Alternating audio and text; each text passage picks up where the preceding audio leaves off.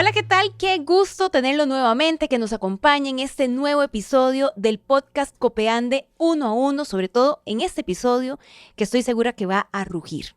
Y va a rugir porque el personaje que va a acaparar nuestra atención el día de hoy definitivamente que es uno de los más impresionantes y más importantes de nuestros ecosistemas, específicamente aquí de nuestro país, pero en general de toda América. Y vamos a través de esta conversación a descubrirlo más, a terminar de admirarlo más y sobre todo reconocer la importancia ambientalmente que tiene para que hagamos más bulla y más esfuerzos para poder protegerlo. Estamos hablando del jaguar o de su nombre científico, Panthera onca, que es lo que acabo de aprender hace algunos minutos. Y es una especie muy, muy importante porque vamos a descubrir la parte de equilibrio que brinda a cada uno de nuestros ecosistemas. Y para poder conversar sobre ese tema, quiero presentarles a nuestro invitado, que es un creyente, es yo diría que amigo de los jaguares, de su función, de su importancia. Quiero presentarles a don Eduardo Carrillo. Él es biólogo y especializado en la parte de conservación y manejo de vida silvestre y también es uno de los fundadores y se mantiene activamente en el programa de conservación del jaguar y sus presas. Un verdadero orgullo, don Eduardo, tenerlo acá en este podcast. Muchas gracias, Ginette. Un placer y gracias por invitarme. Don Eduardo, ¿usted ha tenido un jaguar así frente a frente? Sí, muchas veces. ¿En serio? Sí. ¿Y qué se siente? ¿Miedo? ¿Ganas de salir corriendo? ¿O más bien una profunda admiración porque es un ejemplar majestuoso? Una profunda admiración, sí. Ay, ¿en serio? Las primeras veces que vi un jaguar muy cerca, trataba de tomarles fotos, pero después dije, no voy a disfrutarlo. Y simplemente las fotos las tengo en la cabeza. ¿Y cómo fue ese momento? Bueno, hay muchas anécdotas. La primera vez que marcamos un jaguar con radiocollar en Corcovado, era una hembra, la fui a buscar, solo en el bosque. Había unos monos tití chiquititos que ladran como chihuahuas cuando están asustados. Yo andaba con un radio y la señal me sonaba muy fuerte y pensé que estaba detrás de un ceiba, el animal. Entonces me quité el radio y me tiré al suelo. Y empecé a moverme, a acercarme para verla. Y los monitos empezaron a ladrar encima mío. Y yo vuelvo a ver para arriba y veo que no me están ladrando a mí, sino que están ladrando a mi derecha. Y vuelvo a ver a mi derecha y como a 6 o 7 metros estaba un gran macho sentado viéndome. Entonces, quién sabe qué estará pensando, pero ahí me di cuenta que no son animales que son peligrosos para el ser humano. Bueno, son regalos de la naturaleza, Definitivamente. Sí, ver uno es un regalo de la naturaleza.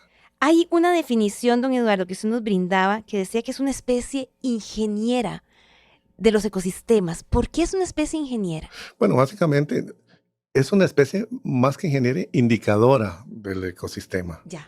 Cuando nosotros encontramos jaguares en un bosque, podemos decir que ese ecosistema es saludable, porque todo lo que está debajo, todas las especies que necesita el jaguar para sobrevivir, debajo de él están. Entonces, lo utilizamos como indicador de la salud del bosque. ¿Y cuáles son esos elementos que contribuyen a determinar que el jaguar está en una cantidad, ¿verdad? O que su especie está en mejores condiciones? Y tal vez de una vez aprovecho para preguntarle en este momento cómo estamos con la condición del jaguar. Bueno, en Costa Rica varía bastante.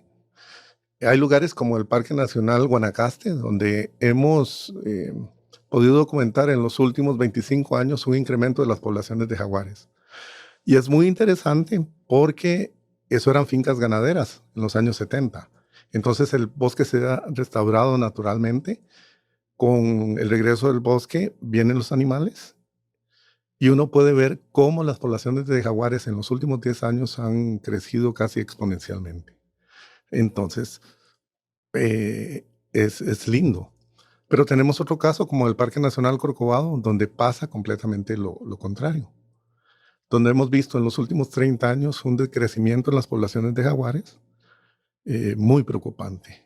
Eso nos habla entonces de cuál es la salud y de cuál es la respuesta del ecosistema a las medidas de manejo que estamos tomando, qué estamos conservando bien y qué no estamos conservando bien. ¿Y qué está pasando? Si estamos en un país tan pequeñito, ¿qué cosas están influyendo? No sé si es la toma de conciencia de pronto de los mismos lugareños o qué elementos dentro de la misma investigación que se realiza del programa están impulsando por el lado de Guanacaste y más bien desfavoreciendo por el lado de nuestra parte sur.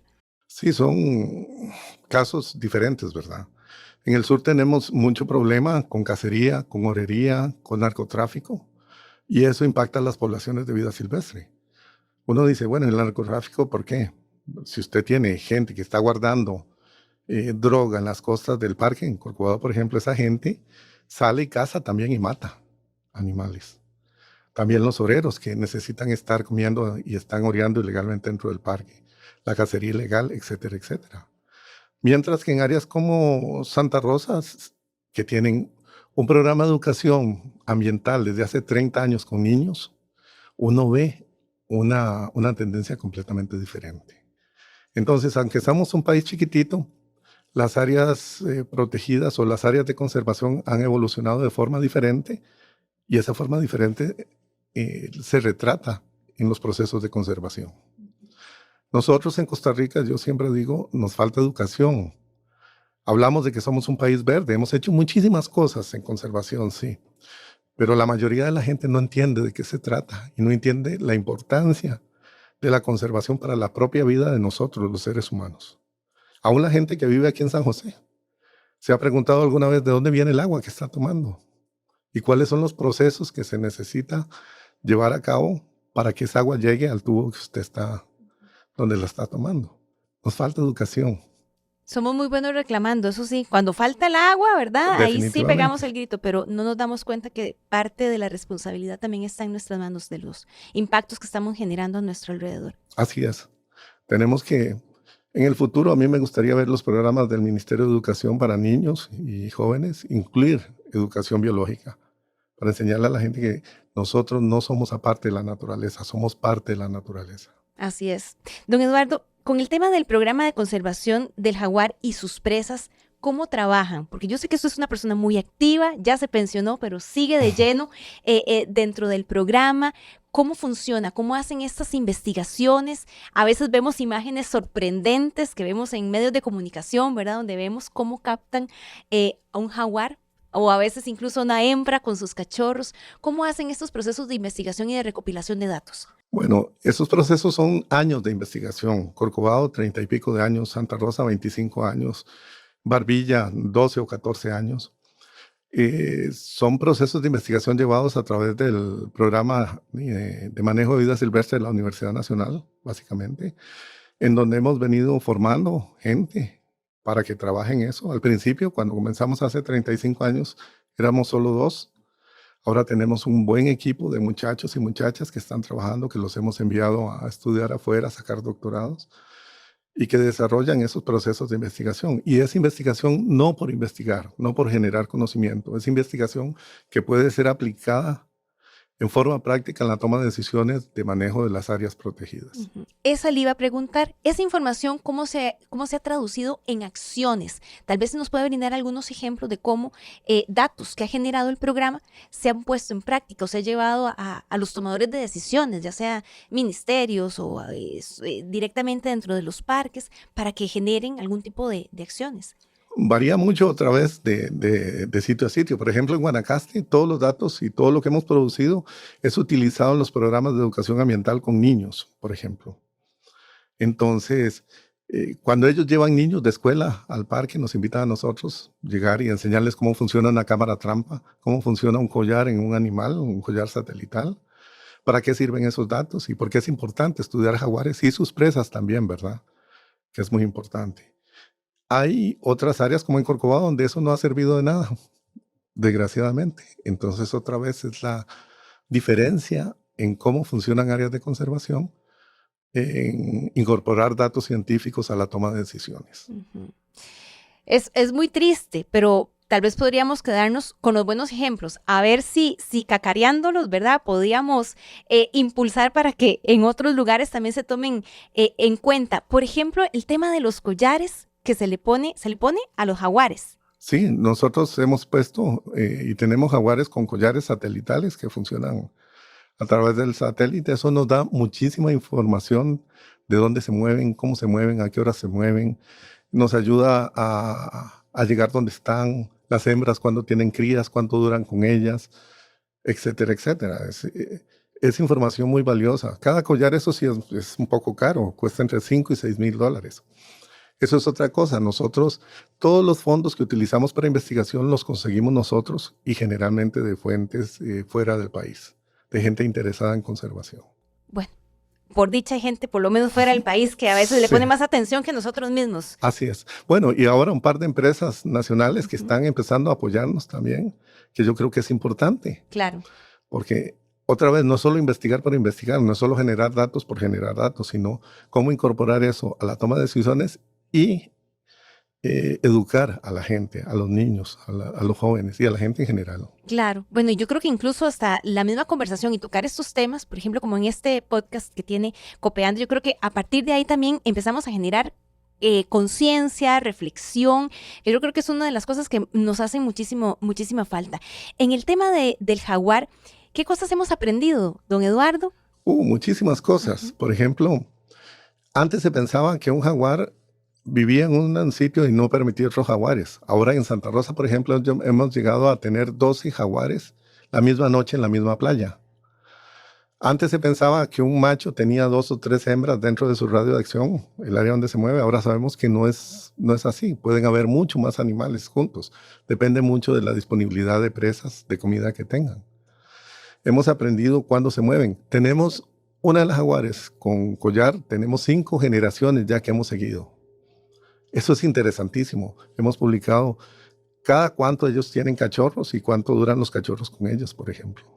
Entonces, esa es información valiosísima totalmente y con sello costarricense. Así es, definitivamente. Y esa información incluso se ha compartido con otros países, siendo que el jaguar es la especie, el mamífero más importante en toda esta región. Claro que sí, lo hacemos de 2 maneras. Básicamente, una es la publicación en revistas científicas. Hemos publicado en las mejores revistas científicas del mundo, me echo flores, porque a veces eso no se divulga mucho. Y la otra es a través de documentales. Por ejemplo, ahorita en junio, la National Geographic va a pasar 3 documentales que hizo la televisión francesa con nosotros el año antepasado sobre jaguares. Hemos hecho documentales con la BBC, hemos hecho documentales con National Geographic, con la televisión japonesa, con la televisión francesa. Y todo eso sirve de divulgación sobre lo que se hace y por qué es importante. No es algo romántico, no es solo porque qué lindo el jaguar. Es porque los datos que generamos nos ayudan a conservarlos, a conservar sus presas y a última instancia a conservarnos nosotros como especie, porque nosotros somos parte de la naturaleza también. Así es. Don Eduardo, hay un tema que me gustaría consultarle también que tiene que ver con el ecoturismo. Yo creo que en los últimos años muchas comunidades rurales principalmente se han visto muy influidas por este tipo de turismo muy amigable y que es muy gustado por cierto sector europeo, algunos norteamericanos también. ¿Aporta este tipo de visión de ecoturística para nuestro país en este tipo de campañas o de esfuerzos para conservar nuestro medio ambiente? Definitivamente que sí, de varias maneras, ¿verdad? No solo apoyando la investigación, el desarrollo de programas de educación, pero también es importante que las comunidades rurales sientan que la conservación les deja algo también. No podemos seguir haciendo conservación solo en hoteles grandes y para tour operadores grandes, sino que las comunidades tienen que beneficiarse de eso también. Y cuando vemos comunidades involucradas en ese tipo de cosas, pues yo personalmente soy feliz. Bueno, no sé si con el jaguar, pero por ejemplo yo he escuchado casos hermosos de pescadores, digamos, que hacían arrastre para sacar camarón y dijeron, no, aquí me deja más usar mi lanchita para llevar turistas y hacer avistamiento de ballenas o delfines. Exactamente, claro, exactamente, sí. Ajá. Y uno lo puede ver así. Ahora en Guanacaste hay varios programas que están impulsándose con comunidades rurales y es lindo. La semana pasada, sábado, estuve en una reunión en Juquillal, hablando con la comunidad ahí que quiere tomar el manejo de un área y las ideas que tienen son lindísimas. Y yo digo, la gente en zonas rurales, si ve esto como una fuente de vida, va a conservar mejor. Hablar de conservación por conservación no tiene sentido. La conservación también tiene que darle algo al ser humano. Ahora, eso que me está comentando me llama mucho la atención porque entonces estamos viendo además comunidades más empoderadas. Así es, esa es la idea. Y estamos hablando de gente que se dedica a labores agrícolas. Ujú. O Ajá. pescadores, o gente que tiene hotelitos, o gente que vende comida. Toda esa gente está viendo en la conservación una oportunidad para crecer también. ¿Y cómo se hizo ese cambio, don Eduardo? ¿De dónde surge ese chispazo que permite que pasemos de ser cazadores a ser más bien protectores? Eh, ha llevado muchísimos años, ¿verdad? Poder cambiar esa mentalidad. Y no es en todo el país, todavía lo vemos en grupos muy pequeños. Pero yo creo que la gente ve una oportunidad de vida en ese tipo de actividades. Cuando un pescador ve que sale en la lancha y casi no pesca, porque las poblaciones de peces han bajado muchísimo, pero ve que llegan turistas de Canadá, de Estados Unidos, de Japón, y que tal vez puede hacer algo para ganarse plata para él y su familia, o ella y su familia, pues empieza a verlo de manera diferente, ¿verdad?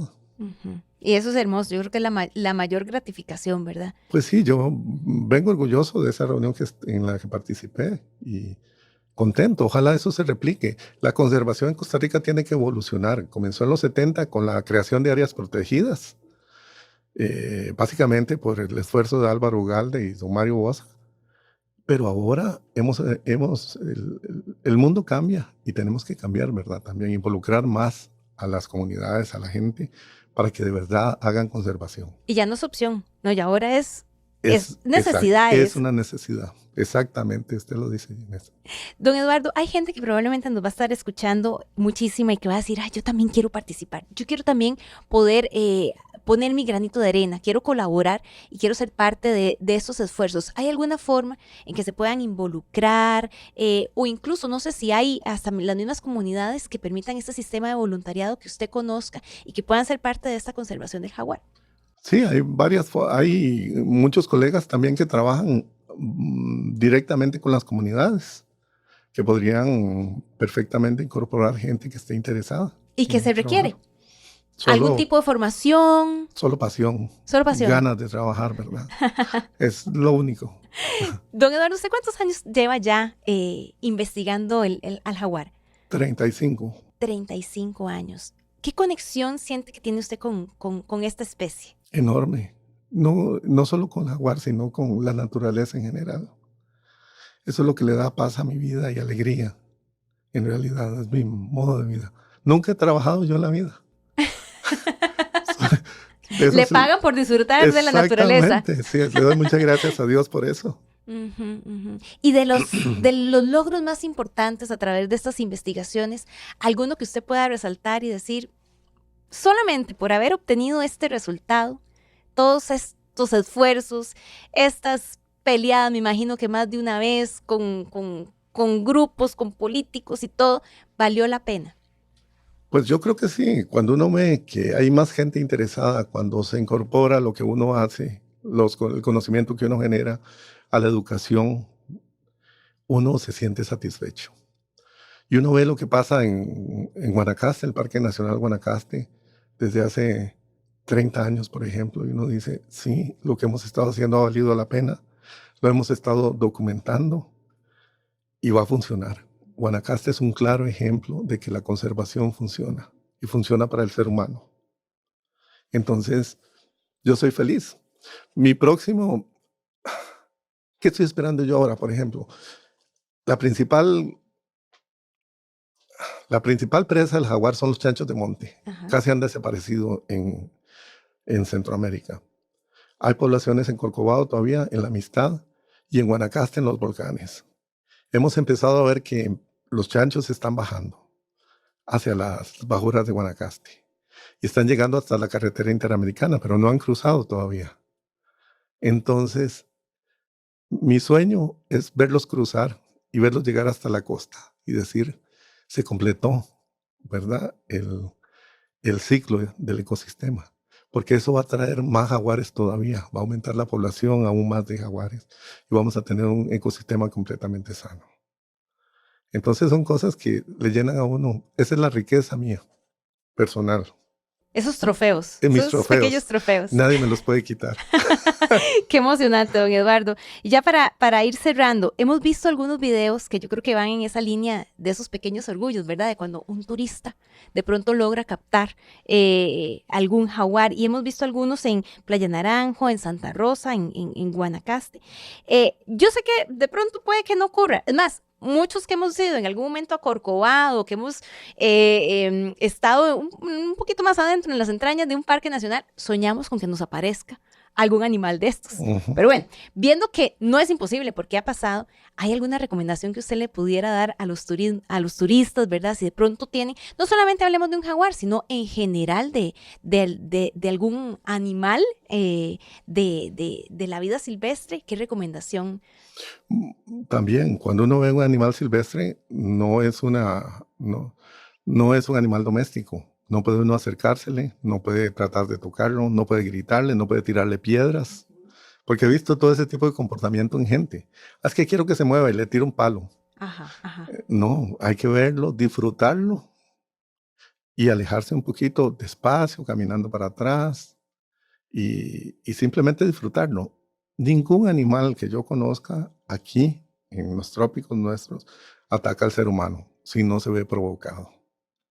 Entonces simplemente disfrutarlo. Si usted se encuentra un animal, un jaguar, un puma, un chancho de monte, lo que sea, respételo y disfrútelo. Y tome la foto con la cabeza.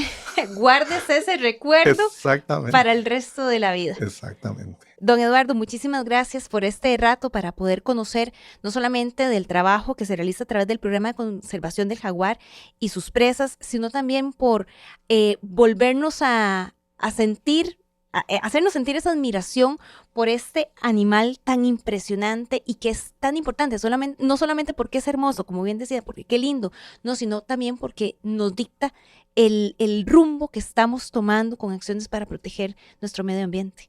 Pues muchas gracias por la invitación, de verdad que lo disfruté mucho el ratito. No, y aprendimos un montón también, don Eduardo. Muchas gracias. Bueno, muy amable, y a ustedes Para también servirle. invitarlos para que sigan sintonizándonos, para que sigan cada uno de los capítulos de este podcast Copeande 1 a 1, porque como ya ven, no solamente aprendemos de temas de sostenibilidad, de ambiente, sino también nos sentimos más apasionados y queremos más a este país que tanto hay que cuidar. Así que muchísimas gracias, nos escuchamos pronto.